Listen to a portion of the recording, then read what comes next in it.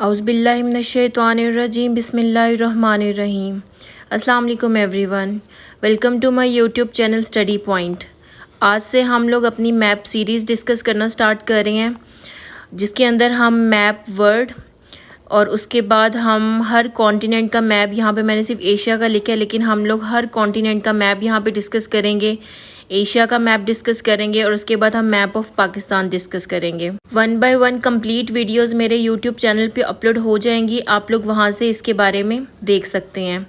आज की जो वीडियो है उसके अंदर हम मैप ऑफ वर्ल्ड को डिस्कस करेंगे।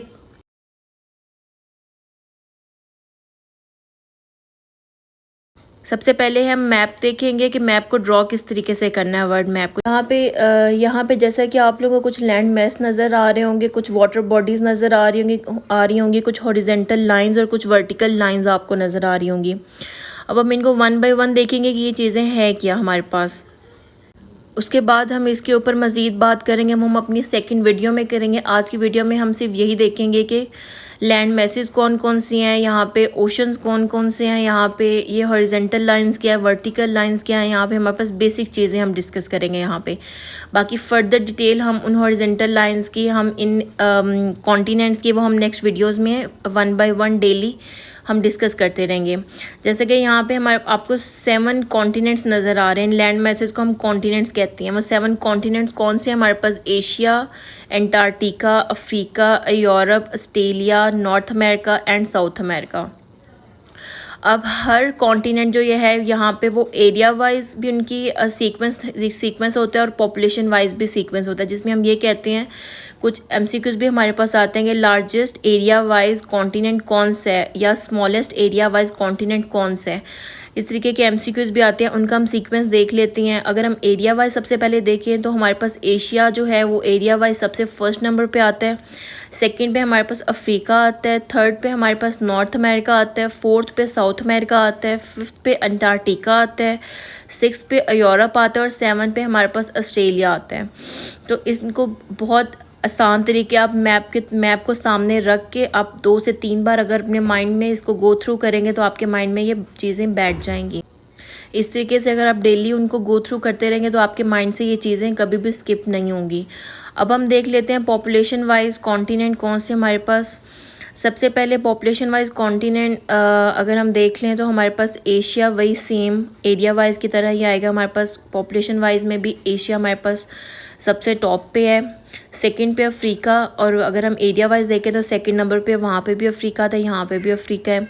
यहाँ तक तो बात ठीक है, लेकिन पॉपुलेशन वाइज में थर्ड नंबर पे हमारे पास यूरोप आ जाता है, और एरिया वाइज में हमारे पास था नॉर्थ अमेरिका, और पॉपुलेशन वाइज में हमारे पास थर्ड नंबर पे है यूरोप। फोर्थ नंबर पे पॉपुलेशन वाइज में हमारे पास नॉर्थ अमेरिका आ जाता है। फिफ्थ में साउथ अमेरिका आ जाता है। सिक्स में ऑस्ट्रेलिया आ जाता है और 7th पे हमारे पास अंटार्कटिका आ जाता है। तो अगर हमारे पास एमसीक्यूज आता है कि पॉपुलेशन वाइज लार्जेस्ट कॉन्टिनेंट कौन सा है तो हम कहेंगे एशिया। अगर हमारे पास अगर स्मॉलेस्ट कौन सा है तो हम कहेंगे अंटार्कटिका।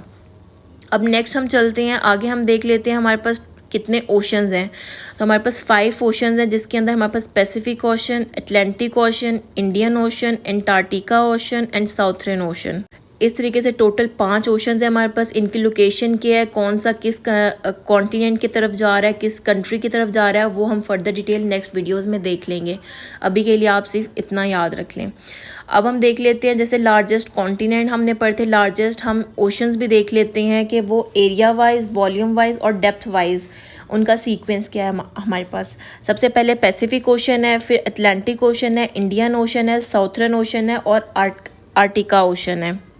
इसी तरीके से हमारे पास कोस्टल लाइन वाइज सीक्वेंस भी होता है। अब सबसे पहले हम ये देख लेते हैं कोस्टल लाइन वाइज का मतलब क्या है। कोस्टल लाइन वाइज का मतलब है कि आपका जो ओशन है वो किस किस कोस्ट लाइन से टच कर रहा है, किस किस कोस्ट से वो टच होके जा रहा है। तो हम कहेंगे सबसे बड़ी कोस्ट लाइन किस ओशन की तरफ से बन रही है। तो उसका सीक्वेंस हमारे पास है Pacific Ocean, Atlantic Ocean, Indian ocean, Arctic ocean and Southern ocean. Next हम देख लेते हैं लैटीट्यूड, लॉन्गिट्यूड और हेमस्फीयर। ये 3 टर्म्स को हम देख लेते हैं। सबसे पहले हम इक्वेटर देखते हैं कि हमारे जो अर्थ है, अर्थ को जब हम 2 दो हिस्सों में डिवाइड करते हैं तो बीच वाला जो हिस्सा होता है उसको हम कहते हैं ये इक्वेटर है हमारे पास। उसका इक्वेटर का जो अपर पार्ट होता है वह नॉर्थर्न हेमस्फेयर होता है और लोअर पार्ट साउथर्न हेमस्फेयर होता है।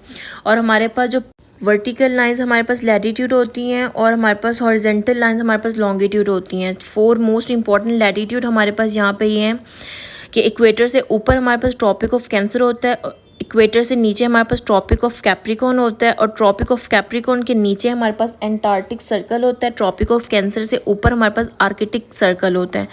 इन 4 के हम अभी सिर्फ नाम याद रखेंगे, इनकी डिटेल्स वो हम आगे पार्ट 2 में डिस्कस करेंगे जब हम लैटिट्यूड और लॉन्गिट्यूड को फर्दर डिटेल में पढ़ेंगे। वहाँ पे मैं आपको बताऊँगी कि इनका मतलब क्या है, इनको किस तरीके से हमने माइंड में रखना है इतना। अब हम आगे देख लेते हैं लॉन्गिट्यूड, जो हमने वही कहा कि हॉरिजॉन्टल लाइंस होंगी, लॉन्गिट्यूड होंगी, ये पैरेलल नहीं होती हैं। आज की वीडियो हमारी यहीं तक थी, जिसके अंदर हमने सिर्फ चंद बेसिक चीज़ें पढ़ी हैं, बेसिक टर्म्स पढ़ी हैं। लॉन्गिट्यूड, लैटिट्यूड क्या है, हेमिस्फीयर क्या है, इक्वेटर्स क्या होती हैं, टोटल ओशंस कितने हैं, टोटल कॉन्टिनेंट्स कितने हैं, कौन सा लार्जेस्ट है, कौन सा स्मॉलेस्ट है। सिर्फ हमने चंद चीज़ें पढ़ी हैं, आपको सिर्फ आइडिया दिया कि वर्ल्ड मैप को हमने ड्रॉ कैसे करना है और हमने किस तरीके से उसकी रीडिंग्स करनी है, किस तरीके से हमने उसको लेके चलना है।